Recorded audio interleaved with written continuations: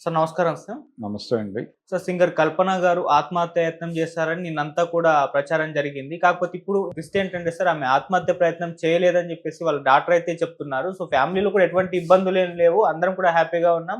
కోలుకున్న తర్వాత మీకే అంతా తెలుస్తుందన్నట్టుగా వాళ్ళ డాక్టర్ అయితే మాట్లాడుతుంది. మరి ఇప్పుడు వరకు జరిగిన ప్రచారం అది అంటే ఎలా జరిగింది? మీరేం చెప్తారు సార్ దానికి సంబంధించి? అంటే ఒక గందరగోళం జరిగింది. హ్మ్. ఆవిడ 2 డేస్ నుంచి బయటకు రావడం లేదు. 2 రోజుల నుంచి బయటకు రావడం లేదు అనేది మొదట కంప్లెయింట్. హ్మ్. ఆ కంప్లెయింట్ నుంచి వెళ్లి తలుపులు పగలగొట్టారు. తలుపులు పగలగొట్టే పరిస్థితి వచ్చిందంటేనే ఆవిడేదో ఒక గందరగోళంలో ఉందని. అయితే 2 రోజుల నుంచి ఆవిడ టాబ్లెట్లు వేసేసుకుని ఉంటే పరిస్థితి అలా ఉండేది కాకపోవచ్చు. అంటే జస్ట్ ఆవిడ అంతకు ముందు ఎప్పుడో వేసుకుని ఉండొచ్చు. వేసుకుని ఆ నిద్రలో వీళ్ళు తలుపులు కొడితే వినిపించి ఉండకపోవచ్చు. ఆవిడ బయటికి రాకపోవడానికి కారణం ఏదైనా కావచ్చు. ఆవిడ బయటికి వచ్చే పని ఉండక బయటకు వచ్చి ఉండకపోవచ్చు. లేదు ఆవిడ పర్సనల్‌గా ఏదైనా డిస్టర్బ్డ్‌గా ఉండి ఉండొచ్చు. ఆ డిస్టర్బ్డ్‌గా ఉండటం వలన రాకపోయి ఉండొచ్చు. ఇప్పుడు కొత్తగా చెప్తున్నది ఏంటంటే, జనరల్‌గా ఆవిడ ఒక టాబ్లెట్ వేసుకుంటారు. వేసుకున్న విషయం మర్చిపోయి మళ్ళీ వేసుకోవడం వలన ఈ ప్రమాదం సంభవించింది. ఇది ఆత్మహత్య కాదు అనేది అక్కడ చెప్పారు. కానీ ఇదే సమయంలో ప్యారలల్‌గా ఇంకొక వార్త హాస్పిటల్ నుంచి బయటకొచ్చింది. హ్మ్. నా పెద్ద కుమార్తె నా దగ్గరికి రావడానికి తిరస్కరించటం వలన గాయపడి ఈ అఘాయిత్యానికి పాల్పడినట్టుగా ఆవిడ చెప్పినట్టుగా ఒక వార్త హాస్పిటల్ నుంచి లీక్ అయినట్టుగా ఒక సమాచారం మార్కెట్‌లో సర్క్యులేషన్ అయింది. పోలీస్ స్టేట్మెంట్ అది అంటారు. పోలీసు వారే. హ్మ్. పోలీసు వారి అధికార ముద్రతో బయటకొచ్చిన ప్రకటన. ఆ ప్రకటనని, ఈవిడ ప్రకటనని పక్కన కూర్చోబెట్టి చూస్తే కొంత గందరగోళం ఉంది అక్కడ అనేది అర్థమవుతుంది. హ్మ్. అంటే ఆవిడేదో కొంత డిస్టర్బెన్స్‌లో ఉన్నమాట వాస్తవమే. అయితే ప్రపంచానికి చెప్పుకోవాల్సిన అవసరమేం లేదు. ఎందుకంటే ఎవడు షేర్ చేసుకుంటాడో తెలీదు. ఇప్పుడు ఆ పెద్ద కూతురే వచ్చి ప్రపంచానికి చెప్పే ప్రయత్నం చేసింది. ఏం లేదని. అది వాస్తవమే కావచ్చు. కొన్ని సందర్భాల్లో కొన్ని అపార్థాలు చేసుకోవచ్చు. ఈవిడ కండిషన్ తెలియక అమ్మాయి ఫోన్‌లో నో చెప్పుండొచ్చు కూడా. ఈవిడ ఏ కండిషన్‌లో ఉందో ఆళ్ళకి తెలీదు కదా! హ్మ్. వాళ్ళ కోణంలో నుంచి నో చెప్తే ఈవిడ పద్ధతిలో ఈవిడ రియాక్ట్ అయిపోయి ఉండొచ్చు. నేను చెబితే వినరా అని ఈవిడ అనుకోని ఉండొచ్చు. లేదు ఈవిడ చెప్తే నేను వినాలా అని ఆ అమ్మాయి అనుకుని ఉండొచ్చు. ప్రతి ఇంట్లోనూ పేరెంట్స్‌కి, పిల్లలకి నడిచేటువంటి ఒక చిన్న గ్యాపే ఇది. అలాంటిదేదో జరిగుంటుంది. అలా ఏదైనా జరగడానికి అవకాశం ఉంది. ఆవిడ చెప్పినట్టు ఒకే టాబ్లెట్ మర్చిపోయి రెండోసారి వేసుకోవడం వలన జరిగింది అన్నది వాస్తవమే అనుకుందాం. పోలీసు వారు చెప్పినది వాస్తవమే అనుకోవాలి. ఎందుకంటే చెప్పింది అధికార వర్గం కాబట్టి అనుకోవాలి. ఫైనల్‌గా వాళ్ళు విచారణ జరిపారు. అతన్ని ఆ భర్త అనేటువంటి వ్యక్తిని కూడా తీసుకెళ్ళి విచారణ జరిపారు. ఎందుకు విచారణ జరిపారు అంత సుదీర్ఘంగా అంటే ఏదో సంథింగ్ ఉందక్కడ. సంథింగ్ రాంగ్ ఉంది కాబట్టి అంతసేపు విచారణ జరిగింది. లేకపోతే అప్పుడే బయటకు చెప్పేసి పంపించడం ఏదో పొరపాటు జరిగిందిలే అని చెప్పి అలా జరగల. అందుకని కొంత అనుమానించదగ్గ వాతావరణం కలదు.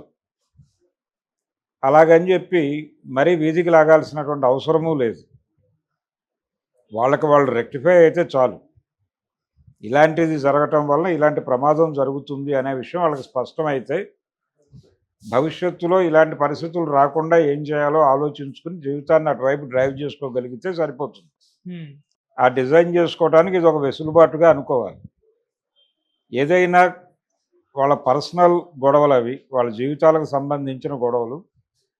పిల్లలు తల్లిదండ్రులకి సపోర్ట్ సిస్టమ్‌గా ఉండాలి. అలాగే తల్లిదండ్రులు కూడా పిల్లలకి సపోర్ట్ సిస్టమ్‌గా ఉండాలి. ఒక దశలో వాళ్ళుంటారు, ఒక దశలో వీళ్ళు బలంగా నిలబడాలి.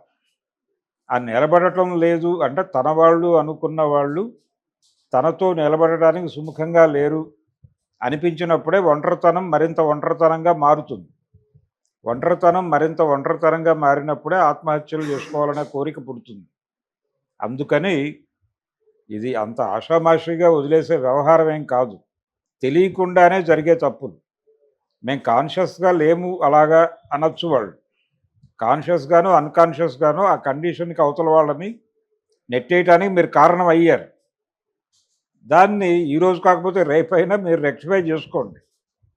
రెక్టిఫై చేసుకుని ఫర్దర్గా ఇలాంటి పరిస్థితులు రిపీట్ కాకుండా చూసుకోండి. మీరు మాట్లాడే ప్రతి మాటలోనూ కన్సర్న్ ఉండాలి అని ఒక డిజైన్డ్గా అనుకోండి. అనుకుంటే ఎవరు గాయపడరు. ఎవరిని గాయపరచకూడదు అని మీరు అనుకోండి మీ మాటల నుంచి. మీకు పెయిన్ అనిపించినప్పటికీ ఫోన్లో మాట్లాడేటప్పుడు అవతల వాళ్ళ కండిషన్ ఏంటో తెలియదు. కాబట్టి ఫోన్ టాక్లో నార్మల్గా మాట్లాడండి. ఎటువంటి లీడ్స్ ఇవ్వకండి. అవతల వాళ్ళని గాయపరచకండి. మీరు పర్సనల్గా ఉండి గాయపరిస్తే వెంటనే ఓదార్చడానికి మీరు ఉంటారు అక్కడ. ఫోన్లో మీరు గాయపరిచేసి కట్ చేసిన తర్వాత వాళ్ళు ఏమైపోయారో మీకు తెలియదు. అందుకని ఫోన్ టాక్లో చాలా ఒళ్ళు దగ్గర పెట్టుకుని నేలకు చేత్తో పట్టుకుని జాగ్రత్తగా మాట్లాడాలి. అది మీరితే ఇలాంటి ప్రమాదాలు జరగచ్చు. అది కూడా ఈ సంఘటన నుంచి ప్రపంచం నేర్చుకోవాల్సినటువంటి ఒక గుణపాఠం. అది కండిషన్. మొత్తం మీద కథ సుఖాంతమైంది. ప్రపంచం హ్యాపీ. ఆవిడ ఇంకా కొద్ది అంటే ఆర్గానిక్స్కి సంబంధించి చిన్న సమస్యలు ఏవో ఉన్నాయి. మేబీ ఆవిడ కొద్ది రోజులు హాస్పిటల్లో ఉండాల్సి రావచ్చు. లేదు ఇంటికి పంపించైనా వాళ్ళు ట్రీట్మెంట్ చేయొచ్చు. ఏదో సమ్ ట్రీట్మెంట్ అయితే జరగాలి. కొంచెం టైం తీసుకుంటుంది. ఆ తర్వాత ఆవిడ బయటకు వచ్చి మాట్లాడతారు, మీకే తెలుస్తాయని చెప్తోంది. ఈ లోపల ప్యాచప్ చేసుకోవచ్చు. అమ్మాయి ఏదో జరిగిపోయింది, అనవసరంగా నానా గోళ అయిపోయింది, మన బతుకులన్నీ రోడ్డు మీదకి వేసేస్తున్నారు, ఇష్టం వచ్చినట్టు ఎవరి పద్ధతిలో వాళ్ళు మాట్లాడుతున్నారు, దీన్ని కట్టడి చేసుకోకపోతే భవిష్యత్తులో మన జీవితాలకు ప్రైవసీ ఉండదు అని చెప్పి ఆవిడతో ఈవిడ చెప్పిన పద్ధతిలోనే మాట్లాడించవచ్చు కూడా. పోలీసు వారు కూడా అర్థం చేసుకుని వారి ప్రకటనను సవరించుకోవచ్చు కూడా. ఏదైనా జరగచ్చు. ఆవిడ సేఫ్గా ఉన్నారు కాబట్టి. లేకపోతే దీన్ని మించిన వందలాది కథనాలు సర్క్యులేట్ అయ్యేవి. కాబట్టి ఇక్కడ వరకు అదృష్టం అనే అనుకోవాలి. ఫర్దర్గా ఫోన్ టాక్ చేసేటప్పుడు మాత్రం కాన్షియస్గా ఉండాలి. ఆవిడే కాదు, ప్రతి ఒక్కరూ ఫోన్ టాక్లో తమ ఎమోషన్స్ని కంట్రోల్ చేసుకుని మాట్లాడాలి.